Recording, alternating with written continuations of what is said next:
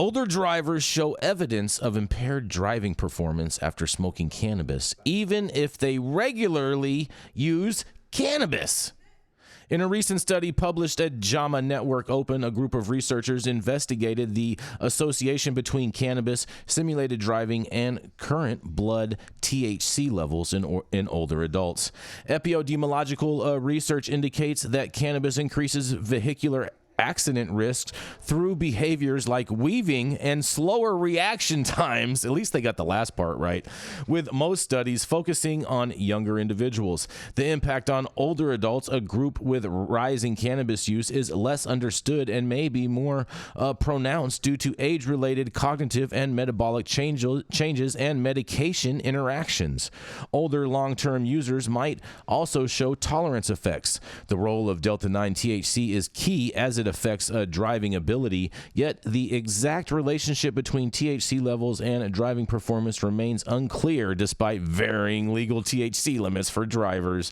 Further research is needed due to the limited generalizability of the current findings of most participants, while most were white males, and to investigate the effects of cannabis on driving in older adults using more sensitive proxies and larger, more diverse samples. The present study was conducted in Toronto, Canada. Oh man, well, it wasn't good weed those guys had to smoke. I feel so bad for them. From November 22nd, adhering to the strengthening and reporting of observational studies in epidemiology strobe guidelines for cohort studies. Participants ages ranged from 65 to 79 were recruited via public transit and social media ads, and after giving written consent and meeting inclusion criteria, they engaged in a practice session which included a driving simulator test, and the session also gathered demographic information including race and ethnicity.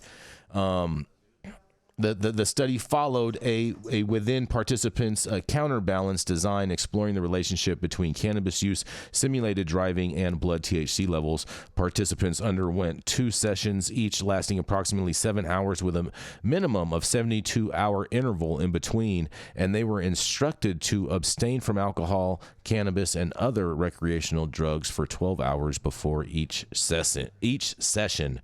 And this thing goes on and on and on, but in the essence of time, we're gonna wrap this up. I want to hear what you all have to say about this. And to me, I think this is just more reefer madness, and I can't believe that the prohibitionists are trying to attack our senior citizens and their ability to drive. But what do you guys have to say? No thoughts? Guys, crickets?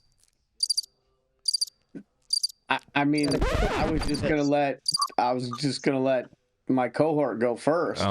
Ladies first. Okay. I actually need to run. Okay. All right, Mandy. We will see you tomorrow.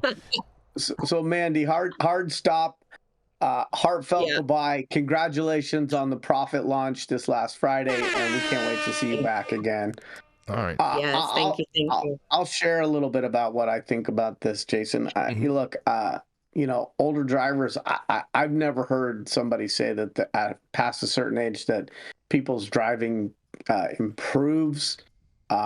There's a lot of activities where... Me too. I've never heard that either, Yarrow.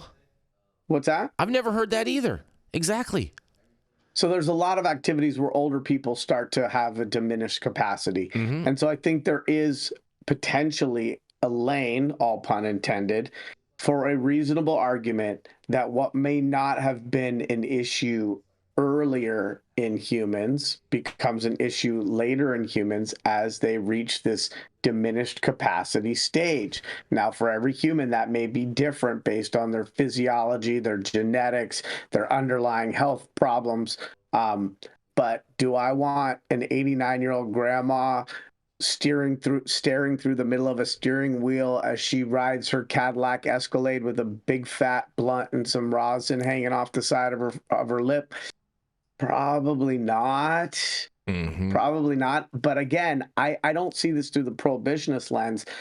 I see this through the lens of 8 or 9 years into this conversation with a lot of funding to some third-party academic institutions, we have still not been able to come up with a standard between ingestation and impairment, between when somebody uses cannabis and when that use of cannabis is unsafe. And so if we could start to develop some scientific-based standards, we wouldn't be playing whack-a-mole with what it's like for people who have used cannabis to still be safe on the road. Mm-hmm. I just think that this is attacking seniors because we didn't have these problems prior to any legalized cannabis. They were all totally mute issues. And I just feel like they're attacking seniors, and, let our seniors be. That's all seniors are allowed to be attacked because the two biases that society still continues to accept is fatism and ageism. So you're just lucky they're not attacking fat seniors.